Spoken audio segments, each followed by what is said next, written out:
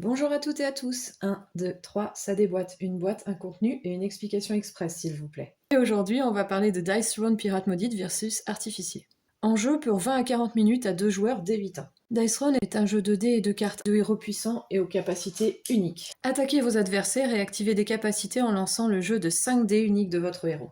Accumulez des points de combat et dépensez-les sur des cartes qui ont un large éventail d'effets. Les activations des cartes sont ici et vous coûteront le nombre de points de combat correspondant. Un large éventail d'effets, comme l'octroi d'améliorations permanentes au héros, l'application d'effets de statut et la manipulation directe des dés. La phase d'entretien permet de déterminer les altérations d'état et les résoudre. La phase de revenu permet de retrouver des points de combat. Les deux phases principales permettent de vendre n'importe quelle carte, de jouer des cartes actions et d'améliorer les héros. On passe ensuite à la phase de lancer offensif, où l'on lance ses dés jusqu'à 3 fois, et on annonce la capacité offensive que l'on compte activer et réaliser son effet. Chaque joueur dispose de son plateau de jeu et de 4 cartes en main en début de jeu.